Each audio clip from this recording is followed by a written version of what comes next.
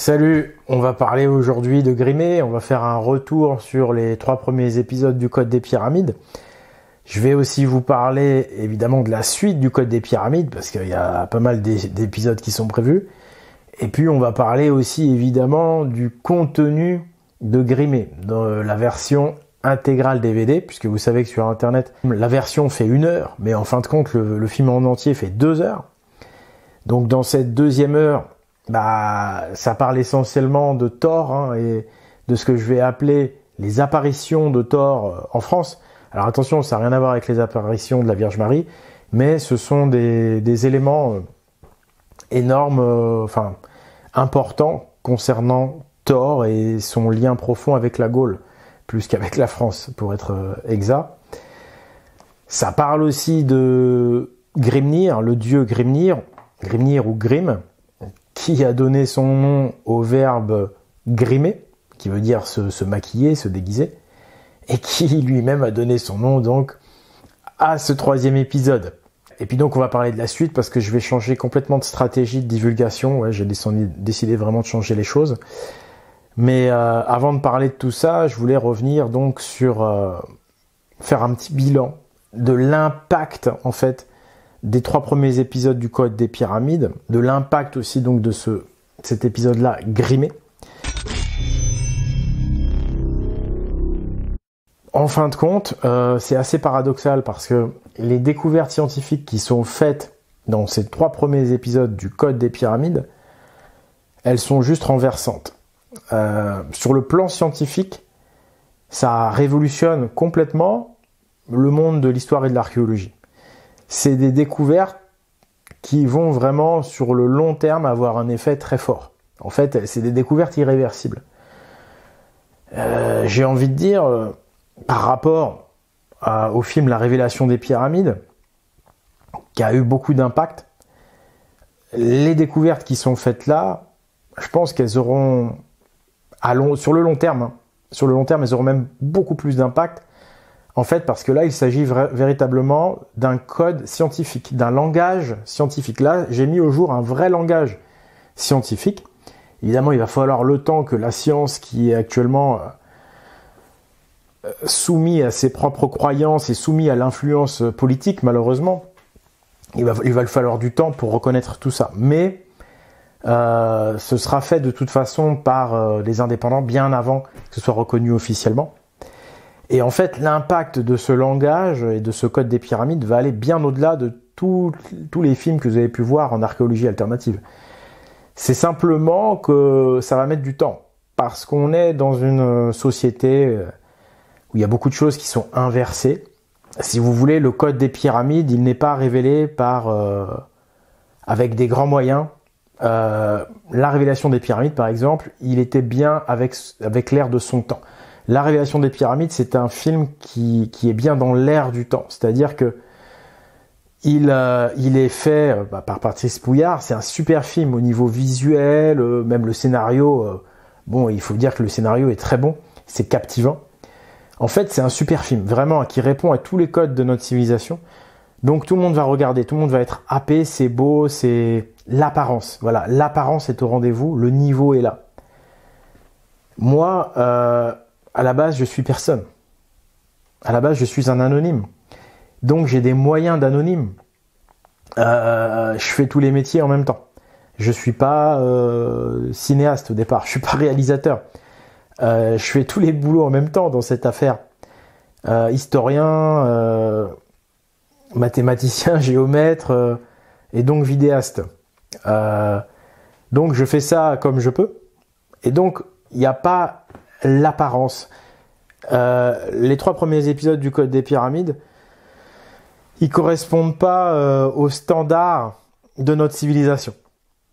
Ce qui fait qu'en fait, ce Code des Pyramides, il est déjà un pied dans la prochaine civilisation.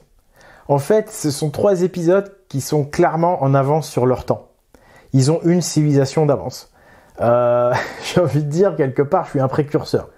Quelque part, je suis l'alpha dans le domaine. Et vraiment, révéler ce langage, là, j'ai mis les 3 premières briques. C'est comme un puzzle, en fait. J'ai mis les 3 premiers morceaux du puzzle.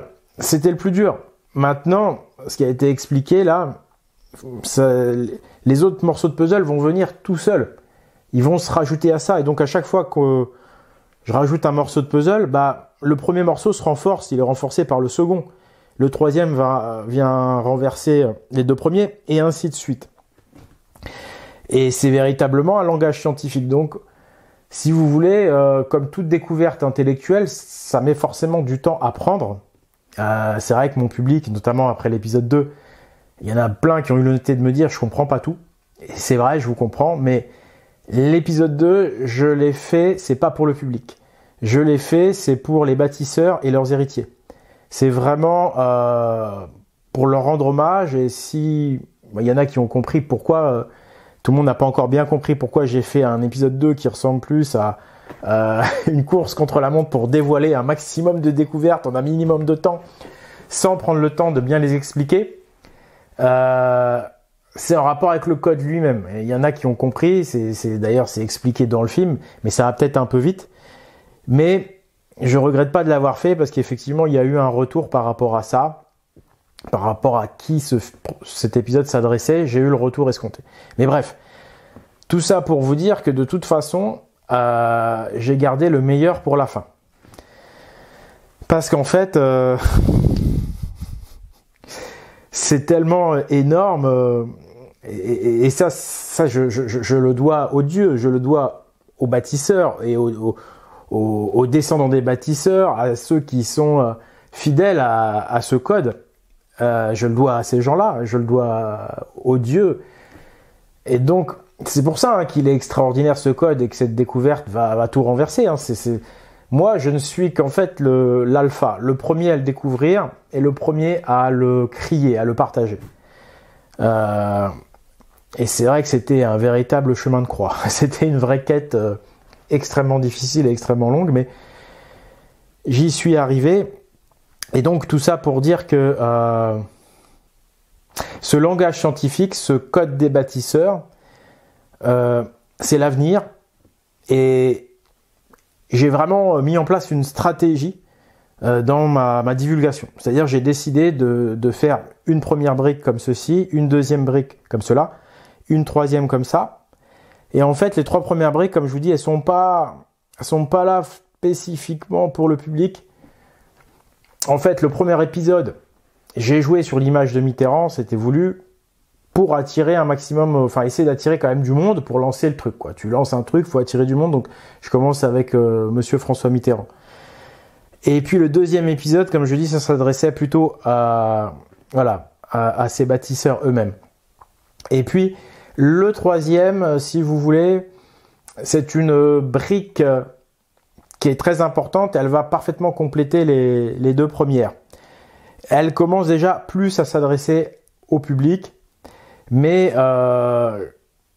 voilà, la grosse découverte, en fait, il y a une stratégie que vous allez comprendre bientôt, que j'ai mis en place, que vous ne pouvez pas forcément voir pour l'instant, et vous allez bientôt découvrir le fond de ma stratégie. Et en fait, j'y vais véritablement crescendo. Et les découvertes qui provoqueront le plus d'émotions, provoqueront, pardon, je mange un peu mes syllabes, le plus d'émoi, elles vont venir. Celles qui seront, entre guillemets, le plus médiatiques, qui feront le plus le buzz, si je puis dire, enfin, entre guillemets, hein, parmi ma petite communauté d'abonnés, ce qui va le plus les accrocher et leur plaire, c'est encore à venir. Je ne fais pas ça pour attirer un maximum de monde. J'ai jamais fait, ça n'a jamais été mon but depuis que je suis sur YouTube. Si j'avais voulu faire de la vue, rappelez-vous, mes toutes premières vidéos, c'était pas seulement du développement personnel assez spirituel, parce qu'il y a toujours eu ce côté viking spirituel dès le départ, mais il y avait aussi le côté renforcement physique. Ma foi, ça va ensemble en réalité. La spiritualité ne peut pas être dénuée du côté sportif et hygiène de vie. Et donc, je faisais pas mal de sport, et c'est vrai que comme les divinités m'ont donné une très bonne génétique, j'ai toujours été musclé très facilement. Et donc, je faisais peut-être, ça m'a aidé au début, je faisais des vidéos un peu muscu, et du coup, comme j'avais une bonne musculature, ça m'a aidé à faire des vues au départ. Mais suite à cela, j'aurais pu faire ce qu'a fait Thibaut InShape. J'aurais pu tout simplement vendre de la protéine en poudre ou des compléments alimentaires. J'ai été démarché pour ça et j'aurais gagné beaucoup d'argent parce que j'ai un physique bien mieux fait sur le plan de la musculature que celui de Thibaut InShape. C'est comme ça. Bref. Alors si en plus j'ai pris des compléments alimentaires, chose que je n'ai jamais faite par principe et puis par hygiène de vie, j'aurais pu devenir très riche et aussi connu que Thibaut InShape, mais je ne l'ai pas fait. Donc j'ai jamais voulu attirer du monde ou attirer de l'argent. J'ai toujours voulu dire la vérité, j'ai toujours voulu crier la vérité. Et c'est pour ça d'ailleurs que je me rappelle que j'avais carrément fait une vidéo pour dénoncer le business de la protéine, et notamment celui de Thibaut InShape. Donc on m'a dit, mais t'es bête, tu te mets des bâtons dans les roues. Mais non, mais moi je me mets pas des bâtons dans les roues. Moi, j'ai toujours fait ça pour mes principes, pour mes valeurs, pour quelque chose de supérieur. Cette chose supérieure, comment est-ce qu'on pourrait la définir? Est-ce qu'on pourrait l'appeler Dieu? Est-ce qu'on pourrait parler des dieux? Eh ben oui, aujourd'hui on peut. Et donc finalement, j'avais dès le départ pris ce chemin de faire passer l'esprit et les principes avant tout le reste. Donc ces 3 premiers épisodes des Codes du Pyramide reçoivent un accueil du public en termes de quantité, je parle, mitigé. Parce que sur le plan quantitatif, c'est vrai que le nombre de vues... Alors, le premier épisode, c'était très bien. Mais c'est vrai que le deuxième, un peu moins, et le troisième, encore moins. Mais finalement, c'est pas grave, quoi. C'est ça que je veux dire. Comme il est écrit dans l'Apocalypse de Jean, ça correspond véritablement à ce qui est écrit dans l'Apocalypse, parce que à un moment donné, quand le livre 7 sceaux est ouvert, parce que le code des pyramides, hein, c'est ouvrir le livre 7 sceaux, eh bien, il est écrit qu'au moment où le 7e sceau est ouvert, il y a dans le monde un silence d'environ une demi-heure. Alors, une demi-heure, évidemment, dans les textes sacrés comme ça, c'est beaucoup plus qu'une demi-heure. Est-ce que c'est 6 mois? Est-ce que c'est 6 ans? On est plutôt dans cet ordre de durée-là. Ça veut dire, en gros, qu'il y a un silence, c'est-à-dire il n'y a pas de réaction sur le moment. Mais, en même temps, il y a un silence, quoi. Tu vois, c'est-à-dire que tout le monde sent qu'il y a quelque chose d'énorme là, qu'il devrait y avoir une réaction énorme, mais bizarrement, il y a un silence. Ce qui fait qu'en fait, on est plus, tu vois, dans le calme avant la tempête, en fait. Et c'est exactement ce qui est écrit dans l'Apocalypse. Le fameux silence d'une demi-heure lorsque le 7e et dernier sceau est ouvert. Et ça, c'est vraiment ce que je ressens. C'est-à-dire que les médias alternatifs, les chercheurs alternatifs qui me connaissent parfaitement, ils n'en parlent pas. Tout le monde continuait sa vie comme si elle avait pas changé. Mais en fait, c'est juste un truc de malade en fait ce que j'ai révélé. Donc grâce encore une fois aux dieux, hein, grâce à ces bâtisseurs évidemment. Et c'est juste que en fait c'est tellement énorme que pour l'instant ça tétanise certains. Et puis il y a toujours évidemment depuis le départ, t'as toujours la brigade numérique, la police de la pensée qui est toujours évidemment en train de terroriser tous les gens qui veulent parler d'autre chose, avoir un autre avis sur l'histoire, sur la civilisation. Évidemment, il y a ça, mais là encore plus. C'est pas négatif parce qu'en fait, au contraire, j'ai même envie de dire, c'est de l'or ce code des pyramides, mais il sera pas entendu par tout le monde parce que ne peut être entendu que par les gens de la prochaine civilisation. Et la prochaine civilisation, elle sera spirituelle. C'est-à-dire que ce sont des gens qui font passer les principes, l'esprit avant l'apparence, avant la matérialité des choses. Et donc, on est dans une civilisation matérielle, d'apparence. La majorité des gens, ils fonctionnent comme ça. Si ce que j'ai dévoilé là, ça passait dans un film de meilleure qualité, style Patrice Pouillard, ou si ça passait sur Netflix, là, ça serait un tremblement de terre. Parce qu'il y a les codes de l'apparence, parce que ça passe sur des grands canaux. Donc là, les gens, ça rentrerait dans leur univers. Mais là, comme c'est un anonyme qui dévoile ça avec ses moyens, en l'occurrence moi, eh bien, il n'y a pas les codes du système, de la civilisation en cours. Donc, ça n'est pas compris par les gens de cette civilisation. Ça n'est pas vu. Et tant mieux, parce qu'en fait, ces gens-là, ils sont pas prévus pour, c'est pas méchamment que je dis ça, mais ils vont pas faire l'affaire pour la prochaine civilisation. En fait, c'est des gens, nous, on a besoin de gens pour construire la prochaine civilisation. En fait. Et on a besoin de gens spirituels qui font passer le fond des choses, l'esprit avant le qu'en dira-t-on, avant l'apparence des choses, avant le côté matériel. On a besoin de gens voilà, qui sont capables de penser en dehors de la matrice et qui soient suffisamment intelligents aussi. Parce que, bon, il suffit pas de se dire en dehors de la matrice pour faire partie de cette équipe-là. Là, on parle d'un langage qui va permettre aux gens sains, sincères et pas trop bêtes de se reconnaître, de se parler et de bâtir à leur rythme un prochain monde.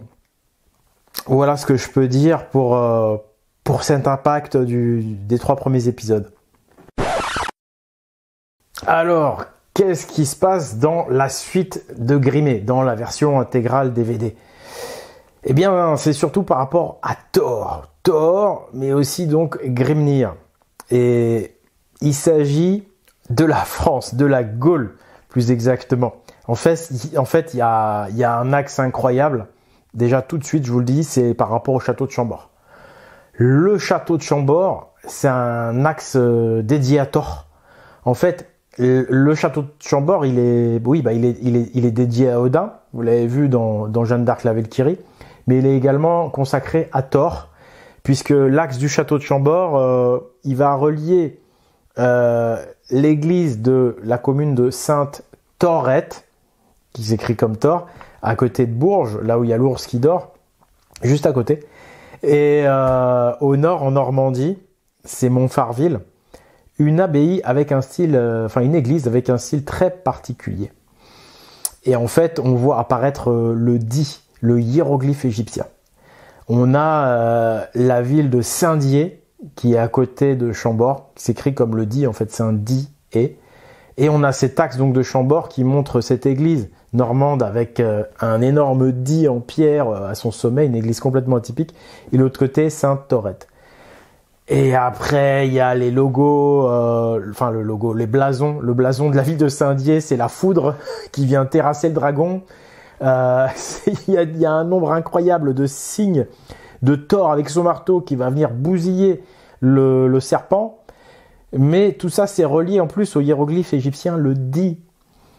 Et tout ça, grâce toujours au château de Chambord, et là c'est via le mont Saint-Michel, de mémoire, il va se relier à la pyramide de Mykérinos, donc sur le plateau de Gizeh. Il n'y a aucun doute, il s'agit bien du Di, il s'agit bien des pyramides et il s'agit bien de Thor, le dieu du tonnerre, le fils d'Odin. Donc ça, c'est du lourd. Quand je vous disais que tout est stratégique chez moi, je veux pas donner de perles au cochon, je veux pas que ceux qui méritent pas, tous les gens qui sont hypocrites, qui font passer, qui n'ont pas de valeur, quoi. Ils trouvent normal ce qui se passe en ce moment, etc. Ils trouvent normal la civilisation dans laquelle on vit. J'ai pas à leur donner de perles. C'est l'époque du jugement. Ils peuvent croire ce qu'ils veulent.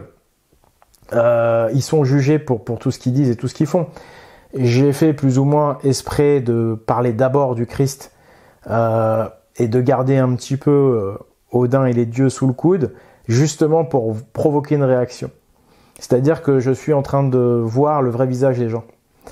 Et de toute façon, dans toutes les versions intégrales DVD, en général, le contenu, c'est que de l'odinique.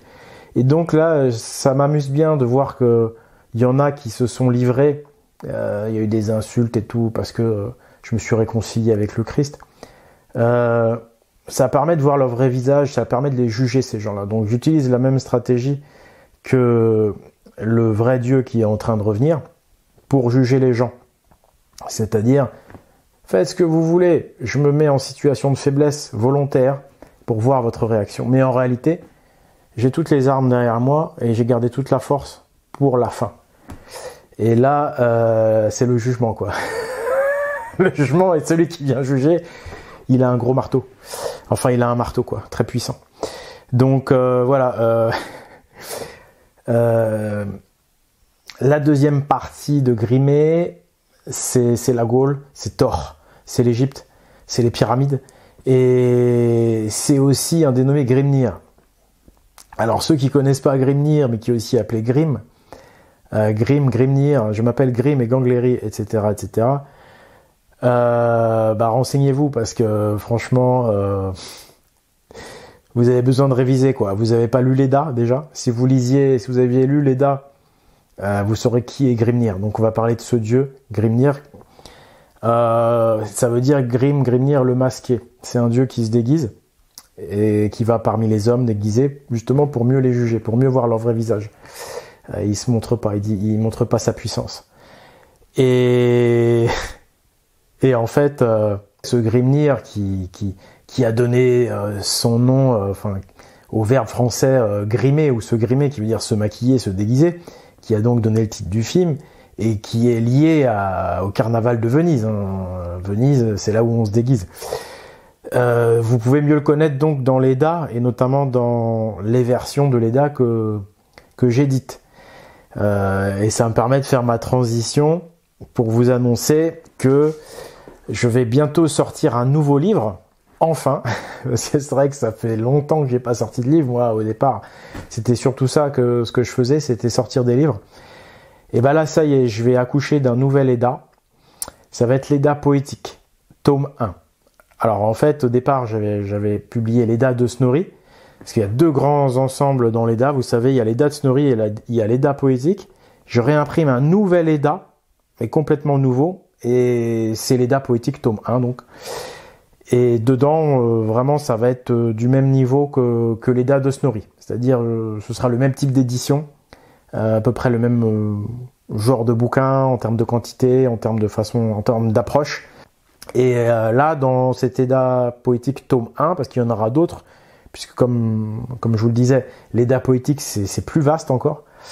Là, je me suis concentré sur Sigurd et sur Thor.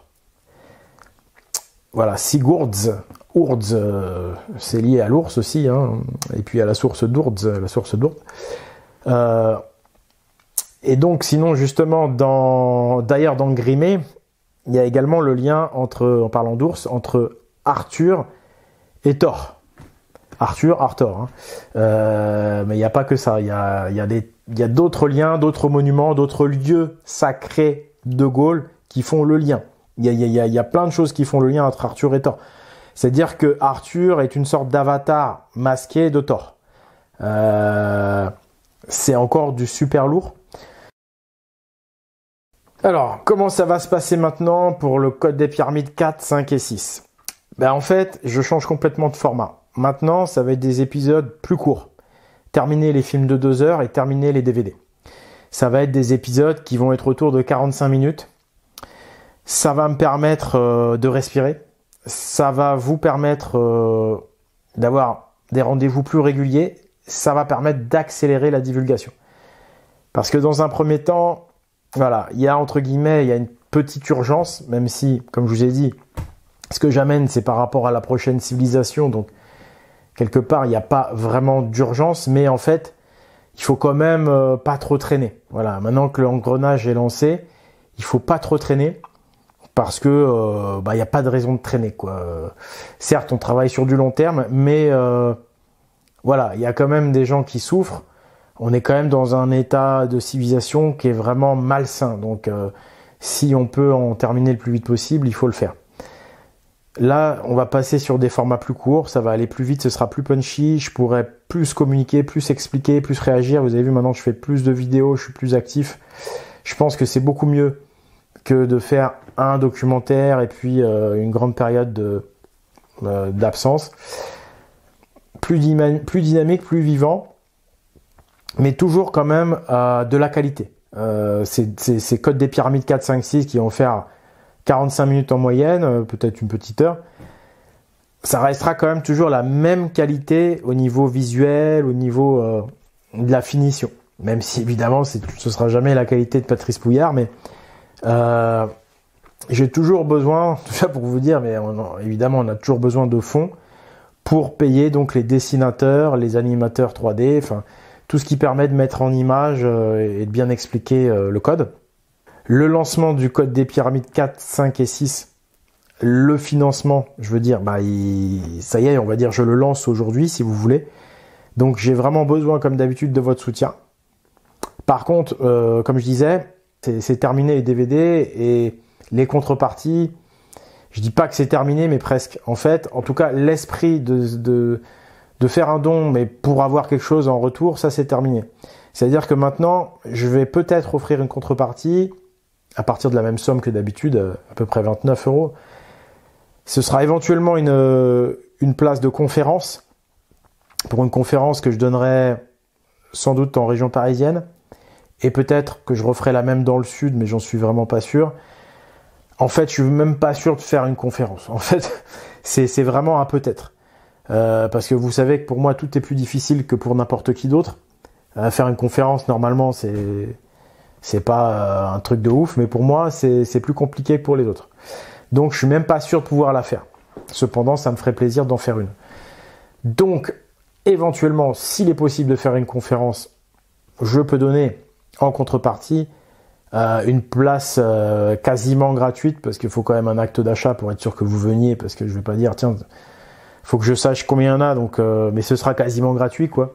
Mais même là, en fait, je peux pas vous garantir que cette contrepartie, vous l'aurez, puisque je suis pas certain de pouvoir faire cette conférence. Donc vraiment, je fais appel à votre esprit spirituel. Je fais appel à vos principes et vos valeurs. Voilà. Là, le code des pyramides, c'est quelque chose d'énorme. C'est tellement important, je vois pas pourquoi, en fait, vous devriez forcément avoir une contrepartie matérielle. Moi, depuis le départ, je travaille pas pour le matériel. Donc, j'ai envie aussi d'être accompagné par des gens qui sont dans le même état d'esprit que moi. Et il y a des gens qui sont un peu fatigants parce qu'en fait, apparemment, ils ont fait des dons, mais ils suivent pas toutes les vidéos. Donc, ils arrivent 2 mois après, ils disent « Ah, j'ai pas eu mon DVD. » Bah oui, mais t'as pas mis ton adresse. On a envoyé un mail à tout le monde. Bon, bah, si tu vas pas voir dans tes spams ou si tu as changé d'adresse mail, c'est pas notre faute. Y en a, ils ont des comportements de consommateurs. Et c'est pas l'état d'esprit que j'ai et j'ai pas envie, en fait, de gérer ça. Et puis, voilà. Moi, ce qui compte, vous voyez, même s'il y a pas de don, je ferai quand même ce que je peux faire. Voilà. Moi, je travaille pour ce qui est au-dessus, tu vois. Je travaille pour les dieux. Je travaille pour les principes, pour ma conscience, pour, voilà. Le soir, je dors bien. Donc voilà, après, c'est mieux s'il y a des dons parce qu'on va pouvoir faire des belles animations, continuer avec une bonne qualité. Mais voilà, moi, j'ai plus d'énergie pour gérer tout ça. Je suis pas un commercial. Certes, j'ai une boutique en ligne, espritviking.com. Mais là, c'est pareil. Je l'ai faite, c'est simplement par principe d'indépendance, par principe de nourrir ma famille aussi. Je vais pas les laisser dormir dans la rue. Là, il faut bien que je chauffe le bureau où je suis. Il faut bien que je paye les factures d'électricité. On est dans une civilisation, c'est pas moi qui l'ai conçue, mais on est bien obligé de faire avec. Quand vous êtes dans un enclos, bah, faut vivre avec. Et si tu veux essayer d'en construire un autre ailleurs, bah, faut déjà que tu sois brillant dans le premier enclos. Si déjà dans le premier enclos t'es nul, tu vas pas aller expliquer aux autres comment en faire un deuxième. Donc la moindre des choses, c'est d'être compétent dans ta civilisation. Donc avoir un minimum de revenus pour vivre décemment. Or, l'activité que je fais là, c'est du temps plein.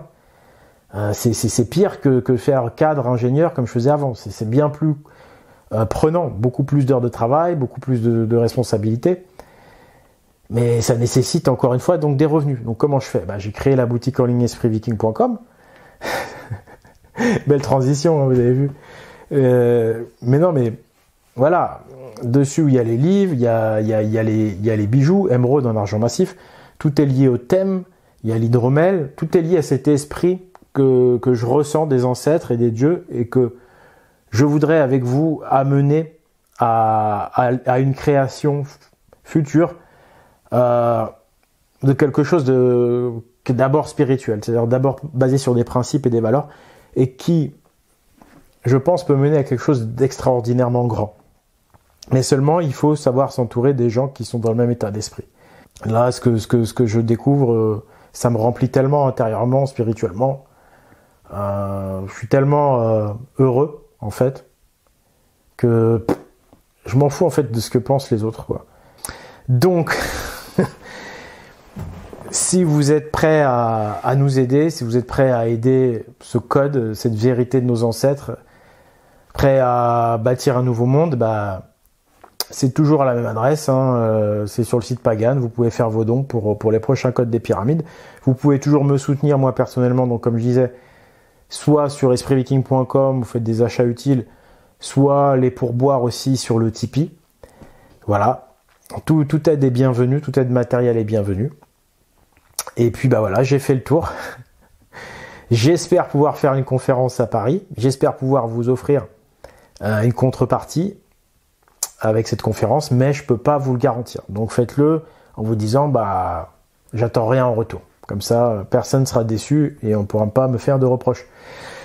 Donc bah merci à tous de m'avoir suivi, merci à ceux qui me suivent depuis le départ et qui demandent rien en retour et qui le font de manière désintéressée. Merci beaucoup à vous surtout, du fond du cœur. Merci aux ancêtres, merci aux dieux évidemment. Et donc bah voilà. Je fais ça pour la vérité et pour la justice. Allez, à bientôt. Au revoir.